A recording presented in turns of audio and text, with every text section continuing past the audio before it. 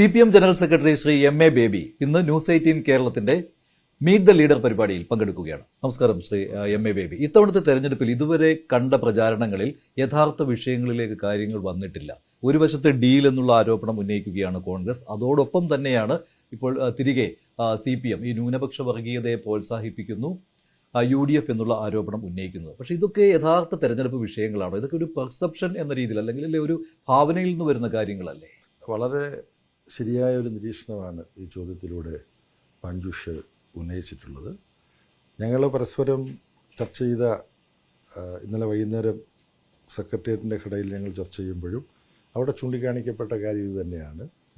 ഈ BJPയുമായ ഒരു ഡീല് എന്നുള്ള ആരോപണം അടിസ്ഥാനരഹിതമാണ്. പക്ഷേ അത്തരം ഒരു ആരോപണം ഉന്നയിച്ചതിൻ്റെ പിന്നിൽ 3 ലക്ഷ്യങ്ങളുണ്ട് എന്നാണ് ഞങ്ങൾ കാണുന്നത്.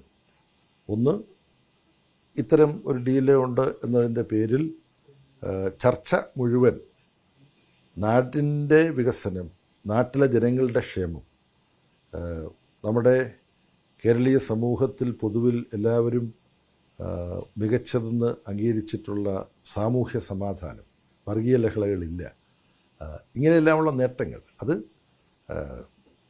നൂറ്റാണ്ടുകളായി കേരളത്തിൽ പിന്തുടർന്നു പോകുന്ന നവോത്ഥാന പ്രസ്ഥാനത്തിൻ്റെ പ്രവർത്തനത്തിൻ്റെ കൂടി ഫലമായിട്ടാണ്. പക്ഷേ ഇടതുപക്ഷ ജനാധിപത്യ മുന്നണി ഗവൺമെൻറ്റിൻ്റെ അടിയുറച്ച ഒത്തുതീർപ്പില്ലാത്ത മതനിരപേക്ഷ സമീപനത്തിൻ്റെ കൂടി ഫലമാണ്. വർഗീയവാദികൾ കേരളത്തിൽ ഇല്ലാഞ്ഞിട്ടല്ല, അവർ തലപൊക്കിയാൽ അത് അനുവദിക്കാത്ത ഒരു ഉറച്ച സമീപനം ഉണ്ട്.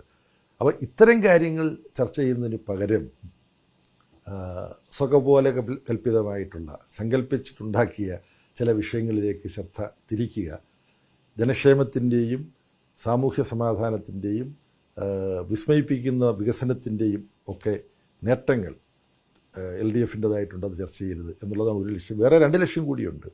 ഒന്ന്, മതനിരപേക്ഷ മനസ്സുള്ള കേരളത്തിൽ LDFനെ കുറിച്ചൊരു സംശയം ഉണ്ടാക്കുക, ചിലരിലെങ്കിലും ആവർത്തിച്ച് ഗീബൽസിയൻ സിദ്ധാന്തപ്രകാരം നുണ ആവർത്തിച്ചുകൊണ്ടിരുന്നാൽ കുറച്ചുപേരെങ്കിലും എന്തെങ്കിലുമൊക്കെ ഉണ്ടാവില്ലേ എന്ന് ചിന്തിക്കും. മുസ്ലിം ജനവിഭാഗത്തിനിടയിൽ മുസ്ലിം മാത്രമല്ല, മതനിരപേക്ഷ മനസ്സുള്ളവർ കേരളത്തിലുണ്ട്. പിന്നെ വലിയ ന്യൂനപക്ഷ വിഭാഗങ്ങളുണ്ട്, മുസ്ലിം ക്രിസ്ത്യൻ വിഭാഗങ്ങളും ഈ വർഗീയതയെക്കുറിച്ച് ഉത്കണ്ഠയുള്ളവരാണ്. അപ്പോൾ അവരുടെ എല്ലാം മനസ്സിൽ ആശയക്കുഴപ്പം ഉണ്ടാക്കുക എന്നുള്ളതാണ് 2ാമത്തെ ലക്ഷ്യം. 3ാമത്തെ ലക്ഷ്യം, കോൺഗ്രസും UDFും യഥാർത്ഥത്തിൽ ഏർപ്പെടുന്ന വർഗീയ പ്രകടന നയങ്ങളും BJPയുമായിട്ടടക്കം ഉണ്ടാകുന്ന വോട്ട് കച്ചവടങ്ങളും. കേരളത്തിൽ BJPക്ക് ഒരു MLA ഉണ്ടായത് UDFൻ്റെ വോട്ട് മറിഞ്ഞിട്ടാണ് നിയമത്ത്. പിന്നെ ഗുണഘോഷ്ടം കൂട്ടാനും കുറയ്ക്കാനും അറിയുന്ന ആർക്കും അവിടുത്തെ വോട്ട് പാറ്റേൺ കൂട്ടി നോക്കി അറിയാം. ഇന്ത്യൻ പാർലമെൻറ്റിലേക്ക് കേരളത്തിൽ നിന്നൊരു ലോക്സഭാംഗം ആദ്യമായിട്ട് തൃശ്ശൂരിൽ നിന്നുണ്ടായത് കോൺഗ്രസിൻ്റെ സിറ്റിംഗ് സീറ്റിൽ നിന്നാണ്. അവിടെ 80,000-ലധികം കോൺഗ്രസിൻ്റെ തൊട്ട് തലേ തിരഞ്ഞെടുപ്പിൽ ലഭിച്ച വോട്ട് ചോർന്നുപോയി. അത് പ്രത്യക്ഷപ്പെട്ടത് BJP സ്ഥാനാർത്ഥിയുടെ 75,000 വോട്ടിൻ്റെ ഭൂരിപക്ഷത്തിൻ്റെ രൂപത്തിലാണ്. അപ്പം ആർക്കും മനസ്സിലാക്കാൻ കഴിയുന്നതാണ്. ഇപ്പം ത്രിതല പഞ്ചായത്ത് തിരഞ്ഞെടുപ്പിൽ പോലും കൊല്ലം, തിരുവനന്തപുരം കോർപ്പറേഷനുകൾ വീതം വെച്ചെടുത്തു BJPയും കോൺഗ്രസും. ചുരുക്കി പറയുകയാണ് ഞാൻ, ആ 2 കോർപ്പറേഷനിലും ഒരിടത്ത് കോൺഗ്രസ് മുന്നണിക്ക് ഒരിടത്ത് BJP മുന്നണിക്ക് ജയിക്കാൻ കഴിഞ്ഞപ്പോൾ ആ 2ഇടത്തും കോൺഗ്രസിൻ്റെയും BJPയുടെയും അങ്ങോട്ടും ഇങ്ങോട്ടും സീറ്റ് വർദ്ധിപ്പിക്കാൻ, ഉദാഹരണത്തിന് കൊല്ലം കോർപ്പറേഷനിൽ കോൺഗ്രസ് ജയിക്കുന്നു, LDFന്ന് ഭരണം പിടിച്ചെടുക്കുന്നു, അവിടെ BJP കൗൺസിലർമാരുടെ എണ്ണം കൂടിയിട്ടുണ്ട്. പ്രത്യുപകാരം, തിരുവനന്തപുരത്തെ പ്രത്യുപകാരം മാത്രമല്ല, അതുപോലെ തിരുവനന്തപുരം കോർപ്പറേഷനിൽ BJP ഭരണം പിടിച്ചെടുത്തപ്പോൾ അതിനെ സഹായിച്ച കോൺഗ്രസിൻ്റെ കൗൺസിലർമാരുടെ എണ്ണം കൂട്ടാനും BJP അങ്ങോട്ട് തിരിച്ച് തിരുവനന്തപുരത്ത് തന്നെ സഹായിച്ചിട്ടുണ്ട്. അപ്പോൾ ഇതെല്ലാം ജനങ്ങൾ ചർച്ച ചെയ്യുമ്പോൾ തിരുവിതാംകൂറിൽ ഒരു മുനിസിപ്പൽ കോർപ്പറേഷൻ പിന്നെ BJPക്ക് ഉണ്ടായിരുന്നു, പന്തളം. അത് പൂട്ടിച്ചതാരാ?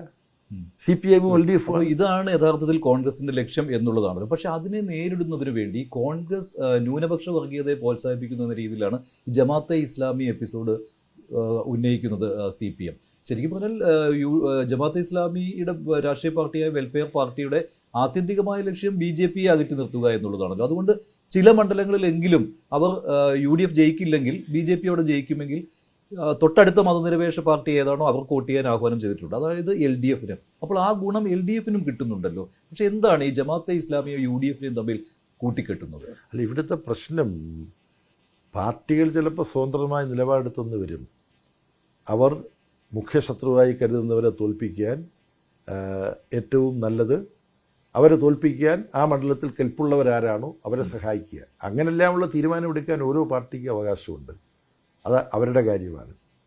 അങ്ങനെ അവർ സ്വതന്ത്രമായി എടുക്കുന്ന തീരുമാനത്തിൻ്റെ പ്രയോജനം അവിടെ ചില പാർട്ടികൾക്കോ മുന്നണികൾക്കോ കിട്ടിയെന്നും വരും. ഇവിടെ കോൺഗ്രസിൻ്റെ പ്രശ്നം വെൽഫെയർ പാർട്ടിയുമായിട്ട് നീക്കുപോക്കുണ്ടാക്കുക. വെൽഫെയർ പാർട്ടി ഞങ്ങളുടെ ഒരു ഘടക പാർട്ടിയെ പോലെയാണ് എന്ന് വി ഡി സതീശൻ പറയുക. വെൽഫെയർ പാർട്ടി മതരാഷ്ട്രവാദം ഒരിക്കലും ഉയർത്തിയിട്ടില്ല എന്ന തെറ്റായ പ്രചരണം നടത്തുക. യഥാർത്ഥത്തിൽ വെൽഫെയർ പാർട്ടി RSS ഹിന്ദുരാഷ്ട്രവാദത്തിന് വേണ്ടി നിൽക്കുന്നത് പോലെ ഒരു ഇസ്ലാമിക രാഷ്ട്രം ഉണ്ടായാൽ മാത്രമേ മനുഷ്യൻ്റെ പ്രശ്നങ്ങൾ പരിഹരിക്കപ്പെടൂ എന്ന മൗദൂദിയുടെ കാഴ്ചപ്പാട് ശക്തമായിട്ട് പ്രചരിപ്പിക്കുന്ന കൂട്ടർ തന്നെയാണ് ജമാഅത്തെ ഇസ്ലാമി. പക്ഷെ ഞങ്ങളെ സംബന്ധിച്ചിടത്തോളം RSS ഉയർത്തുന്ന ഭീഷണി അതിന് തുല്യമാണ് ജമാഅത്തെ ഇസ്ലാമി ഉയർത്തുന്നത് എന്ന് അനുവാദരഹിതമായി ഞങ്ങൾ പറയില്ല. ഇവരെ എത്ര മതരാഷ്ട്രവാദം ഉന്നയിച്ചാലും അത് തിരസ്കരിക്കപ്പെടേണ്ടതാണ്, അത് ഭർഷിക്കപ്പെടേണ്ടതാണ്. അതേസമയം ഇതിനെ സമീകരിക്കുക, RSS ചെയ്യുന്നു അതുപോലെ തന്നെ അപകടകരമാണ് ജമാഅത്തെ ഇസ്ലാമിയുടേത് എന്ന് പറയുന്നത് ഒരു അനുവാദരഹിതമായ കുറ്റാരോപണമാണ്. അവരെ വിമർശിക്കേണ്ടതാണ്. RSSനെയും ജമാഅത്തെ ഇസ്ലാമിയെയും ഒരു നാണയത്തിന് രണ്ട് വശം അങ്ങനെ ചിത്രീകരിക്കുന്നില്ലേ? അവരുടെ വാദഗതികൾ ഒരു നാണയത്തിന് രണ്ട് വശങ്ങളാണ്. പക്ഷേ ഇന്ത്യയിലെ ഒരു ന്യൂനപക്ഷ വിഭാഗത്തിൻ്റെ ഭാഗത്തു നിന്നും ഇത്തരത്തിലുള്ള മതരാഷ്ട്രവാദം ഉന്നയിക്കുന്ന ഒരു സംഘടനയാണ് എന്നുള്ളത് കൊണ്ട് അവർക്ക് വലിയ ആഘാതം ഇന്ത്യയിൽ ഉണ്ടാക്കാൻ കഴിയുമെങ്കിലും RSS ഉണ്ടാക്കുന്നത് പോലെയുള്ള ആഘാതം ഉണ്ടാക്കാൻ ഇവർക്ക് ശേഷിയില്ല. വെൽഫെയർ പാർട്ടിയുടെ പിന്തുണ ചില മണ്ഡലങ്ങളിലെങ്കിലും LDFന് കിട്ടുമ്പോൾ അത് വേണ്ട എന്ന് വെക്കുന്നില്ല LDF. അല്ല, LDFനെ സംബന്ധിച്ചിടത്തോളം LDFൻ്റെ സമീപനം മതരാഷ്ട്രവാദം ഉന്നയിക്കുന്ന വെൽഫെയർ പാർട്ടിയെ ഞങ്ങൾ വിമർശിക്കും, തുറന്നു കാട്ടും. അത് അനുവാദരഹിതമായി ചെയ്യില്ല. RSS ആണ് ഇന്ത്യയിലെ ഏറ്റവും വലിയ ഫാസിസ്റ്റ് ഭീഷണി എന്ന് പറയുന്ന RSS ആണ്. ആ RSSനെ നേരിടാനെന്ന വിധം വെൽഫെയർ പാർട്ടി ഉണ്ടാവുമ്പോൾ വെൽഫെയർ പാർട്ടി ഫലത്തിൽ RSSനും നിലനിൽക്കാനും പ്രവർത്തിക്കാനും അനുകൂല സാഹചര്യം ഉണ്ടാക്കി കൊടുക്കുകയാണ്, ന്യായീകരണം ഉണ്ടാക്കി കൊടുക്കുകയാണ് ചെയ്യുന്നത് എന്ന വിമർശനം ഞങ്ങൾ ഉന്നയിക്കുന്നു. ആ അർത്ഥത്തിൽ ഞങ്ങൾ വെൽഫെയർ പാർട്ടിയെ വിമർശിക്കുന്നു.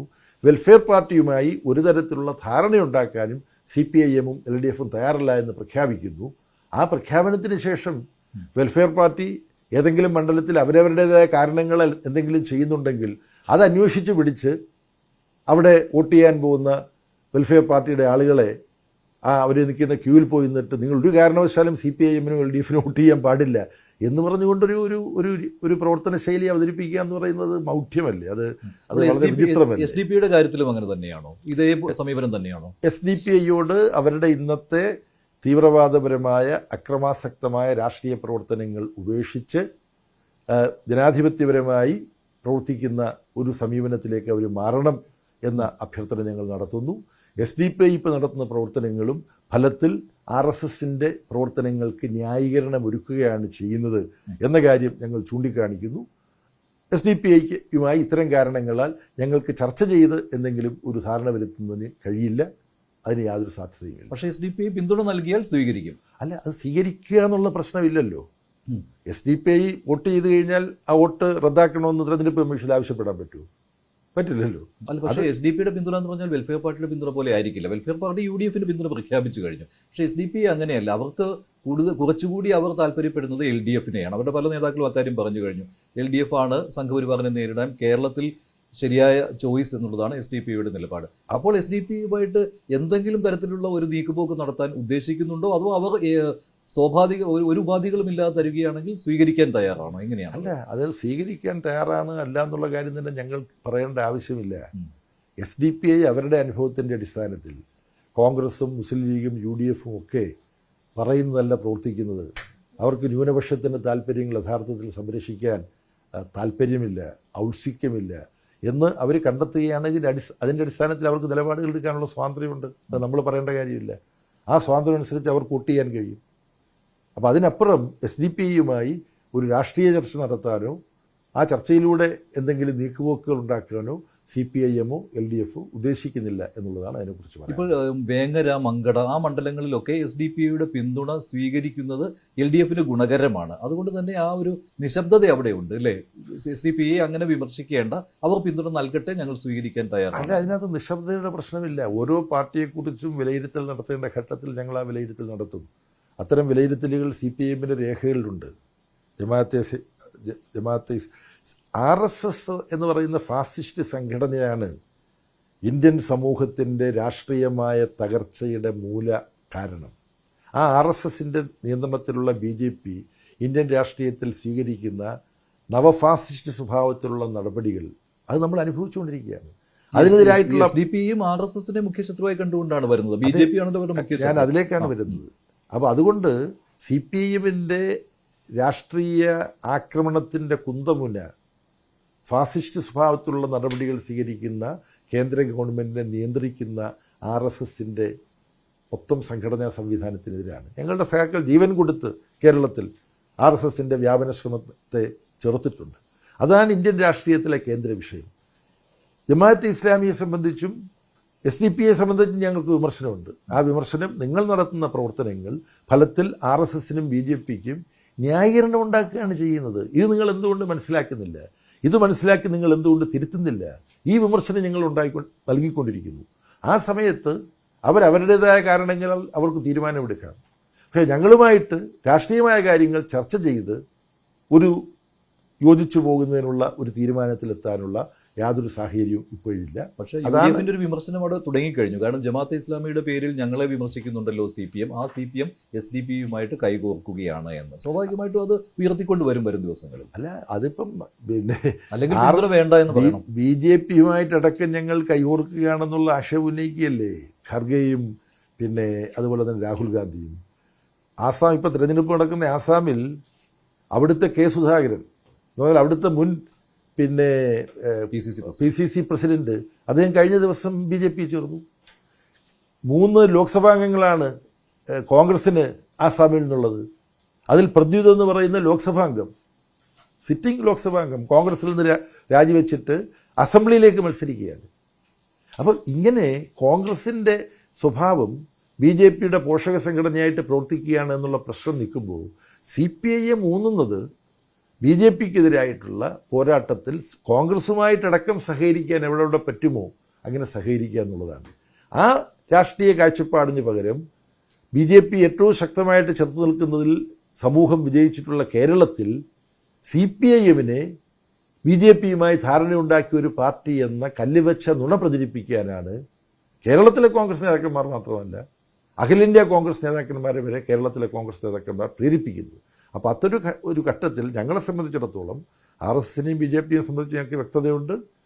ജമാഅത്തെ ഇസ്ലാമിയെയും SDP-യെയും സംബന്ധിച്ച് ഞങ്ങൾക്ക് വിമർശനങ്ങളുണ്ട്. എന്നാൽ കോൺഗ്രസിൻ്റെയും ലീഗിൻ്റെയും എല്ലാം വഞ്ചനാപരമായ ചാഞ്ചാട്ടം മനസ്സിലാക്കി അവർ സ്വമേധയാ എന്തെങ്കിലും തീരുമാനമെടുക്കുന്നുണ്ടോ ഇല്ലയോ എന്നുള്ളത് വരാനിരിക്കുന്ന ദിവസങ്ങൾ കാണുകയാണ്.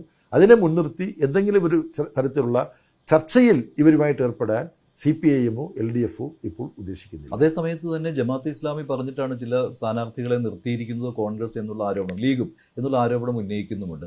അത് മനഃപൂർവ്വം ഉണ്ടാക്കുന്നതല്ലേ അങ്ങനെ ഒരു ആരോപണം ഉന്നയിക്കുന്നു? ഈ പറയുന്ന KM ഷാജിയുടെ കാര്യത്തിലൊക്കെ KM ഷാജി ജമാഅത്തെ ഇസ്ലാമിക്കെതിരെ എത്രയോ ശക്തമായ വിമർശനം ഉന്നയിക്കുന്നത് നമ്മൾ കേട്ടിട്ടുള്ളതാണ്. അല്ല, അതിനകത്തുള്ള ഏറ്റവും പ്രധാനപ്പെട്ട കാര്യം CPIM LDF അതിൻ്റെ സംഘടനാ സംവിധാനത്തിനുള്ളിൽ ആലോചിച്ച് ജനങ്ങളുടെ താല്പര്യങ്ങൾ പ്രതിനിധീകരിക്കാൻ, ജനങ്ങളുടെ വിശ്വാസം നേടാൻ ആ മണ്ഡലത്തിൽ ഏറ്റവും സാധ്യതയുള്ള മതനിരപേക്ഷ നിലപാടെടുക്കുന്ന ഇടതുപക്ഷ ജനാധിപത്യ മുന്നണിയുമായി സഹകരിക്കാൻ പറ്റിയ സ്വതന്ത്രന്മാരെ നിർത്തിയിട്ടുണ്ട്. ഇടതുപക്ഷ ജനാധിപത്യ മുന്നണിയുടെ ഘടകരാഷ്ട്രീയ പാർട്ടികൾ തീരുമാനിക്കുന്ന സ്ഥാനാർത്ഥികളുണ്ട്. മറ്റ് ആരെങ്കിലുമായി ആലോചിച്ച് അവർക്കുകൂടി സ്വീകാര്യരായ സ്ഥാനാർത്ഥികളെ നിർത്തുക എന്നുള്ള സമീപനം CPIM ഒരിക്കലും പിന്തുടരുകയില്ല. LDF ഒരിക്കലും പിന്തുടരുകയില്ല. UDF പിന്തുടർന്നു എന്നുള്ളതാണല്ലോ പറയുന്നത്. ജമാഅത്തെ ഇസ്ലാമി പറഞ്ഞിട്ടാണ് KM ഷാജിയെ വേങ്ങരയിൽ സ്ഥാനാർത്ഥിയാക്കിയത്. അല്ല, അത് ഇപ്പം കോൺഗ്രസിനെ സംബന്ധിച്ചിടത്തോളവും ലീഗിനെ സംബന്ധിച്ചിടത്തോളവും അത്തരത്തിലുള്ള പല തീരുമാനങ്ങളും അവർ സ്വീകരിക്കുന്നുണ്ട്. അത് ജനങ്ങളുടെ മുമ്പിൽ തുറന്നു കാണിക്കാനും അതിനെ വിമർശിക്കാനും CPIM-ഉം LDF-ഉം സ്വാഭാവികമായും തയ്യാറാണ്. പക്ഷെ അതൊരു ആശയക്കുഴപ്പം ഉണ്ടാക്കുന്ന ഒരു കാര്യമല്ലേ അത്? അങ്ങനെ ഒരു വ്യക്തിയെക്കുറിച്ച് അദ്ദേഹം ജമാഅത്തെ ഇസ്ലാമിയുടെ ഏജന്റാണ് എന്ന രീതിയിൽ പ്രചരിപ്പിക്കുക എന്ന് പറയുമ്പോൾ അല്ല, അത് പിന്നെ ഇവിടുത്തെ പ്രാദേശിക സംസ്ഥാനത്തെ ഓരോ മണ്ഡലത്തിലെയും കാര്യങ്ങളെക്കുറിച്ചെല്ലാം ഞാൻ പൂർണ്ണമായും മനസ്സിലാക്കിക്കൊണ്ട് ഞാനതിനെക്കുറിച്ച് പ്രതികരിക്കേണ്ടതില്ല. അത്തരം വിശദാംശങ്ങൾ കേരളത്തിലെ LDF-ൻ്റെ നേതൃത്വവും അതായത് ജില്ലയിലെ നേതൃത്വവും നിങ്ങളുടെ മുമ്പിൽ വിശദീകരിക്കുന്നത്. ഈ ശബരിമല വിഷയത്തിൽ എടുത്തിരിക്കുന്ന നിലപാട് മാറ്റം അത് വിശദീകരിക്കുവാനായിട്ട് കഴിയുന്നുണ്ടോ? കാരണം 2019 ഒരു തിരിച്ചടി ഉണ്ടായതിനു ശേഷം ലോക്സഭാ തെരഞ്ഞെടുപ്പിൽ അതിനുശേഷം എടുത്തൊരു നിലപാട് ഇപ്പോൾ സുപ്രീം കോടതിയിൽ പറയേണ്ട ആവശ്യം പോലും വന്നിരിക്കുകയാണ്. തികച്ചും ഒരു ചുവടുമാറ്റമാണല്ലോ അത്. യഥാർത്ഥത്തിൽ ശബരിമല വിഷയത്തിൽ മുമ്പ് ഗവൺമെൻറ്റിൻ്റെതായ ഒരു അഭിപ്രായം സുപ്രീം കോടതിയുടെ വിചാരണ വേളയിൽ പറഞ്ഞതിൻ്റെ സാരാംശവും ഇപ്പോൾ പറയുന്നതിൻ്റെ സാരാംശവും തമ്മിൽ യാതൊരു വ്യത്യാസവും അടിസ്ഥാനപരമായിട്ടില്ല. അന്നും ഇന്നും പറഞ്ഞത് എന്താണ്?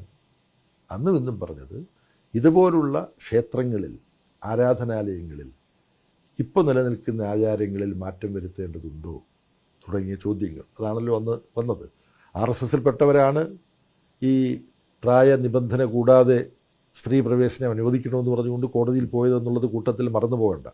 അപ്പം ആ കേസിന് മേൽ അഭിപ്രായം ചോദിച്ചപ്പോൾ പറഞ്ഞത് ഇത്തരം കാര്യങ്ങളിൽ തീരുമാനമെടുക്കുന്നത് ആചാരങ്ങളുമായി ബന്ധപ്പെട്ട വിഷയങ്ങളിൽ പാണ്ഡിത്യമുള്ളവർ, ആചാരങ്ങളിൽ പരിഷ്കാരങ്ങൾ ആവശ്യമുണ്ട് എന്ന നിലയിൽ അഭിപ്രായം പറയുന്ന സാമൂഹ്യ പരിഷ്കർത്താക്കളിലെ പ്രമുഖർ, ഇവരടങ്ങുന്ന ഒരു സംവിധാനമുണ്ടാക്കി അവരോട് ചർച്ച ചെയ്ത് അവർ പറയുന്ന അഭിപ്രായം കൂടി കേട്ടുകൊണ്ട് വേണം ഇത്തരം കാര്യങ്ങളിൽ അന്തിമവിധിയിലേക്ക് നീങ്ങാൻ. ഇതാണ് പറഞ്ഞത്. കാര്യം പാർട്ടി എന്ന നിലയിൽ അഭിപ്രായം പറയേണ്ട ഒരു കാര്യമല്ല.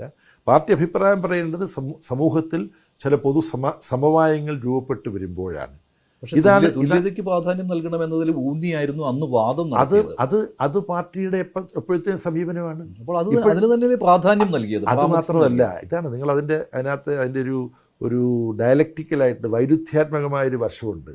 ഒരു നിലപാട് പറയുമ്പോൾ ആ നിലപാട് ഇന്നത്തെ സാഹചര്യത്തിൽ എങ്ങനെ സാമൂഹികമായി ജനങ്ങൾക്ക് വ്യത്യസ്ത അഭിപ്രായങ്ങളുള്ള വിഷയങ്ങളിൽ സാമൂഹികമായ ഒരു സമവായം സൃഷ്ടിച്ചുകൊണ്ടുകൂടി വേണം ഒരു തീരുമാനത്തിലേക്കെത്താൻ, ഒരു നിയമത്തിലേക്കെത്താൻ. അതാണ് സുപ്രീം കോടതി വിധി വന്നതിന് ശേഷവും അങ്ങനെ ഒരു നിലപാട് എടുക്കാമായിരുന്നു. പക്ഷേ സുപ്രീം കോടതി വിധി വരുമ്പം ധൃതിവെട്ടല്ല, ഒരുപാട് സമയമെടുത്തിട്ടാണ് സുപ്രീം കോടതി വിധി വരുന്നത്. സുപ്രീം കോടതി വിധി വരുമ്പോൾ അത് UDF ഗവൺമെൻറ് ആണെങ്കിലും LDF ഗവൺമെൻറ് ആണെങ്കിലും മറ്റൊരു ഗവൺമെൻറ് ആണെങ്കിലും സുപ്രീം കോടതി വിധി നടപ്പാക്കണം. അത് തിരക്കിട്ട നടപടിയെടുക്കുന്ന പ്രശ്നമല്ല, ആ വിധി നടപ്പാക്കാൻ. ആ വിധി വന്നപ്പോൾ എല്ലാവരുടെയും പ്രതികരണം എന്തായിരുന്നു? ജന്മഭൂമി പത്രത്തിൽ 8 വാർത്തയാണ്, ഇതാ മഹത്തായൊരു വിധി വന്നിരിക്കുന്നു. UDFന്റെ നേതാക്കന്മാരുടെ പ്രതികരണം എന്താ? ആദ്യം നിങ്ങളെടുത്ത് പരിശോധിക്കും. പക്ഷെ അവർ വിശ്വാസികളുടെ വികാരം എന്താണെന്ന് മനസ്സിലാക്കി അവർ തിരുത്തൽ നടത്തിയിരുന്നു ആ സമയത്ത് തന്നെ, എന്താണ് സംഭവിക്കാൻ പോകുന്നതെന്ന് മുൻകൂട്ടി കണ്ട്. പക്ഷേ LDFും CPM ഒക്കെ തിരുത്തൽ നടത്തിയത് 2019 ലോക്സഭാ തെരഞ്ഞെടുപ്പിന് ശേഷം അല്ല. ലോക്സഭാ തെരഞ്ഞെടുപ്പിന് ശേഷമല്ല. അതിനെ സംബന്ധിച്ച് സമൂഹത്തിലുണ്ടാകുന്ന പ്രതികരണങ്ങൾ ഇതെല്ലാം കണ്ടിട്ട് സമൂഹത്തിൽ ഒരു സമവായമില്ലാത്ത കാര്യം, പ്രത്യേകിച്ച് വിശ്വാസവുമായി ബന്ധപ്പെട്ട കാര്യങ്ങൾ ഒരിക്കലും സമൂഹത്തിന് മേൽ, വിശ്വാസികൾക്ക് മേൽ അടിച്ചേൽപ്പിക്കാൻ പാടില്ല എന്നതാണ് CPIMന്റെ സുചിന്തിതമായ സമീപനം. ഇത് ഒരുപക്ഷെ ഈ പരിപാടി കേൾക്കുന്നവർക്ക് കൗതുകരമായിരിക്കും. ഇതിപ്പോൾ കേരളത്തിലെ സവിശേഷ സാഹചര്യത്തിൽ ഞങ്ങൾ കണ്ടുപിടിച്ചിട്ടുള്ളതല്ല. ഈ പ്രശ്നം കാറൽ മാർക്സിന്റെയും എംഗൽസിന്റെയും കാലത്ത് ഉയർന്നു വന്നതാണ്. പക്ഷെ അന്ന് അടിച്ചേൽപ്പിച്ചു. വേണമെങ്കിൽ അന്ന് സുപ്രീം കോടതിയിലേക്ക് റിവ്യൂ ഹർജികൾ എത്രയോ പോയി. പക്ഷെ അവിടെ ഒന്നും സംസ്ഥാന സർക്കാർ അതിലൊന്നും പങ്കാളിയാകാൻ ശ്രമിച്ചിരുന്നില്ല. ഒരു മേശയ്ക്ക് ചുറ്റും ഇരുന്നൊരു ചർച്ച നടത്താൻ തയ്യാറായില്ല. അതിനൊക്കെയുള്ള അവസരം ഉണ്ടായിരുന്നു അന്നും. അല്ല, മേശയ്ക്ക് ചുറ്റും ഇരിക്കണ്ട. കാരണം അന്ന് എല്ലാ രാഷ്ട്രീയ പാർട്ടികളും ഇതിനെ സ്വാഗതം ചെയ്യുകയാണ്. സുപ്രീം കോടതി വിശ്വാസികളുടെ വികാരം മനസ്സിലാക്കി നിലപാട് മാറ്റിയിരുന്നു. ഇതിപ്പോ ഇന്ന് ഈ തെരഞ്ഞെടുപ്പിന്റെ വക്കിൽ വെച്ച് ചർച്ച ചെയ്യേണ്ട ഏറ്റവും പ്രധാനപ്പെട്ട വിഷയമല്ല. ഇപ്പം അതിനെക്കുറിച്ച് നിലപാടെടുത്ത് കഴിഞ്ഞിരുന്നു. ആ നിലപാടെടുക്കുമ്പോൾ കേരളത്തിലെ ഗവൺമെന്റിനെ സംബന്ധിച്ചിടത്തോളം സുപ്രീം കോടതി വിധിയെ എല്ലാവരും സ്വാഗതം ചെയ്യുന്നു. എല്ലാവരും സ്വാഗതം ചെയ്യുന്ന ഒരു വിധി നടപ്പാക്കണം. അത് തിരക്കിട്ട് നടപ്പാക്കാനുള്ള ശ്രമവും നടത്തിയിട്ടില്ല. അതിനെക്കുറിച്ച് വ്യത്യസ്ത അഭിപ്രായങ്ങൾ വന്നു. സുപ്രീം കോടതി തന്നെ ഇത് പുനഃപരിശോധിക്കാൻ ഉദ്ദേശിക്കുന്നു പറഞ്ഞു, പുനഃപരിശോധിക്കാൻ പറഞ്ഞു. അന്ന് സുപ്രീം കോടതിയുടെ മുമ്പിൽ ഇടതുപക്ഷ ജനാധിപത്യ മുന്നണിക്ക് വേണ്ടി സമർപ്പിച്ചതും വളരെ വ്യക്തമാണ്. ഈ പറഞ്ഞ പോലെ മത ആചാര പണ്ഡിതന്മാരെയും സാമൂഹ്യ പരിഷ്കർത്താക്കളെയും ചേർത്തുകൊണ്ട് ഇത് സംബന്ധിച്ച് അഭിപ്രായം രൂപീകരിച്ച് അതുകൂടി പരിശോധിക്കണം. പക്ഷെ അത് ഉമ്മൻചാണ്ടി സർക്കാർ വളരെ വ്യക്തമായിട്ട് സുപ്രീം കോടതിയെ അറിയിച്ചിരുന്നു. അവിടെ യുവതികളെ പ്രവേശിപ്പിക്കരുത് എന്ന് തന്നെ പറഞ്ഞിരുന്നു. അതായത് VS സർക്കാരിൻ്റെ കാലത്തെ അഫിഡവിറ്റ് തിരുത്തിക്കൊണ്ട് തന്നെയാണ് പറഞ്ഞത്. പക്ഷേ പിണറായി വിജയൻ സർക്കാർ അധികാരത്തിലെത്തിയതിനു ശേഷം VS സർക്കാർ പറഞ്ഞത് താങ്കൾ പറഞ്ഞതുപോലെ ഈ ആചാര്യന്മാരുമായിട്ട് ആലോചിക്കണം, അതുപോലെ തന്നെ പക്ഷേ തുല്യതയ്ക്ക് പ്രാമുഖ്യം നൽകണം, ഒരു പ്രായത്തിലുള്ള സ്ത്രീകളെയും തടയരുത് എന്ന് തന്നെയായിരുന്നു പറഞ്ഞിരുന്നത്. അപ്പോൾ വ്യത്യാസം അവിടെ ഉണ്ട്. പക്ഷേ ഇപ്പോൾ പറയുന്നു മാക്സിയൻ തത്വങ്ങൾ അനുസരിച്ച് വിശ്വാസികളുടെ മേൽ ഒന്നും അടിച്ചേൽപ്പിക്കരുത് എന്ന്, അതിലേക്ക് വന്നു എന്ന്. അപ്പോൾ അത് വൈകി വന്നതല്ലേ എന്നുള്ള ചോദ്യം ഒരിക്കലുമല്ല. ഏറ്റവും ആദ്യം 1864 നൂറ്റാണ്ടുകൾക്ക് മുമ്പാണ് കമ്മ്യൂണിസ്റ്റ് പ്രസ്ഥാനത്തിൻ്റെ സൈദ്ധാന്തിക നിലപാടുകൾ ആദ്യമായി ആവിഷ്കരിച്ചതിനെക്കുറിച്ച് പറഞ്ഞിട്ടുള്ളത്. ആ കാഴ്ചപ്പാടാണുള്ളത്. ഞങ്ങളൊരു കൂസലുമില്ലാതെ ഞങ്ങൾ പറയും, സമൂഹത്തിൽ മാറ്റമുണ്ടാവണം, പുരോഗതി ഉണ്ടാവണം, സ്ത്രീ തുല്യത ഉണ്ടാവണം. എന്നാൽ ഇതെല്ലാം, ഈ തുല്യത, ആരാധനാലയങ്ങളിലുള്ള മാറ്റം, ഇതെല്ലാം വരുത്തുന്നത് ഒരു സാമൂഹ്യ സമവായം സൃഷ്ടിച്ചുകൊണ്ടാവണം. ഇതാണ് ഏറ്റവും ശാസ്ത്രീയമായ സമീപനം. മറിച്ച് BJPയും കോൺഗ്രസും ശുദ്ധ അവസരവാദപരമായ തട്ടിപ്പിന്റെ വക്താക്കളാണ്. അതാണ് ഈ കാര്യമെല്ലാം ചർച്ച ചെയ്തത്. ഇപ്പോൾ തുല്യത എന്നതിനേക്കാൾ പ്രാമുഖ്യം കൊടുക്കുന്നത് സമവായത്തിനും വിശ്വാസികളുടെ താല്പര്യത്തിനുമാണ്. തുല്യതയിലേക്ക് എത്തണം. ആ തുല്യതയിലേക്ക് എത്താൻ സമയം പിടിക്കും. അപ്പൊ ഇപ്പം സമൂഹം എത്രത്തോളം സ്വീകരിക്കാൻ തയ്യാറായിട്ടുണ്ട്, അത് നോക്കിക്കൊണ്ട് വേണം ഇത്തരം കാര്യങ്ങൾ തീരുമാനമെടുക്കാൻ എന്നുള്ളതാണ് LDFന്റെയും പാർട്ടിയുടെയും സമീപനം. പക്ഷെ അവിടെ നവോത്ഥാനത്തെ എന്ത് ചെയ്യും? നവോത്ഥാനവും അങ്ങനെ തന്നെയാണ് ഉണ്ടായിട്ടുള്ളത്.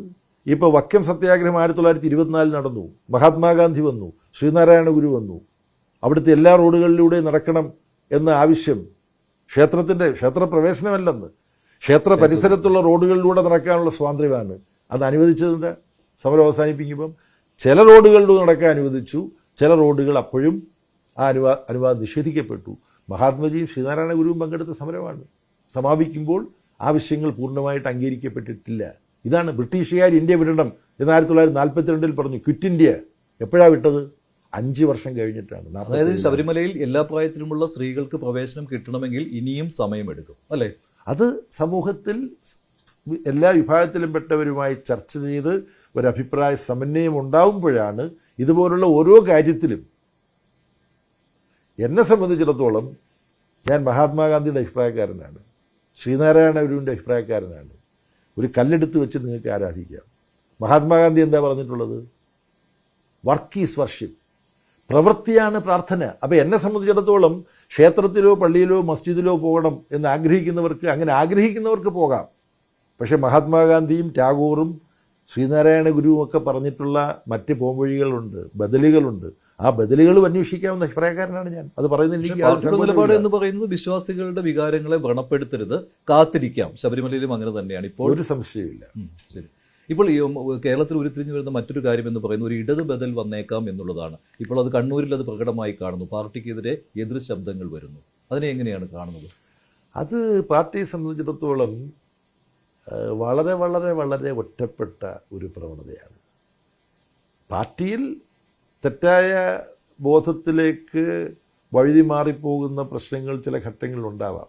കാരണം ഭരണവർഗ രാഷ്ട്രീയത്തിൻ്റെ ആധിപത്യമുള്ള സമൂഹത്തിലാണ് നമ്മൾ ജീവിക്കുന്നത്. അപ്പോൾ അധികാരം, പദവി തുടങ്ങിയ കാര്യങ്ങളെല്ലാം ചിന്തിച്ച് അതിന് ഉള്ള എളുപ്പവഴികൾ അന്വേഷിച്ച് ചിന്തിക്കുന്ന മറ്റു പാർട്ടികൾ അവയുടെ ഒരു അതിപ്രസരം ഉള്ളപ്പോൾ കമ്മ്യൂണിസ്റ്റ് പാർട്ടിയിൽപ്പെട്ട ചിലർക്കും അധികാരത്തിലെത്താനുള്ള കുറുക്ക് വഴികൾ അന്വേഷിക്കേണ്ടി വരും. സഖാവ് MV രാഘവൻ്റെ ബദൽ രേഖ അത്തരം ഒരു സമീപനമായിരുന്നു. അന്ന് MVR സ്റ്റേറ്റ് സെക്രട്ടേറിയറ്റ് മെമ്പറാണ്, പുത്തലത്ത് നാരായണൻ സ്റ്റേറ്റ് സെക്രട്ടേറിയറ്റ് മെമ്പറാണ്, PV കുഞ്ഞിക്കണ്ണൻ സ്റ്റേറ്റ് സെക്രട്ടേറിയറ്റ് മെമ്പറാണ്, പിന്നെ പാട്യൻ രാജൻ മുൻ MP, CK ചക്രവാണി, ഒരുപാട് പേർ പാർട്ടിയിൽ, CP മൂസാൻകുട്ടി, അവർ ചേർന്നിട്ട് ഒരു സമീപനം കൊണ്ടുവന്നു. അത് പാർട്ടിയെ വിളിച്ചില്ല, അതിനെ അതിജീവിക്കാൻ പാർട്ടിക്ക് കഴിഞ്ഞു. അവസാനം ഞാൻ പറഞ്ഞിട്ട് ഞാൻ മുഴുവനിട്ട് തരൂ, അതിനെ അതിജീവിച്ചു. ഗൗരിയമ്മ അതുപോലൊരു ഒരു വെല്ലുവിളി ഉയർത്തി.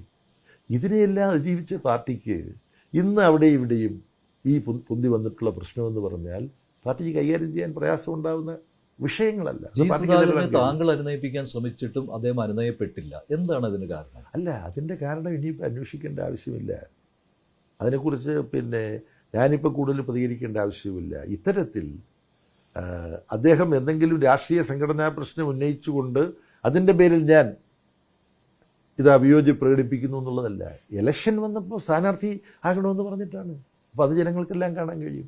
ഇവിടെ ഈ പറഞ്ഞ പോലെ ഐഷ പോറ്റിയാണെങ്കിലും മറ്റാളുകളാണെങ്കിലും അങ്ങനെ 4-5 പേര് അങ്ങനെ ഒരു നിലപാടെടുത്തു.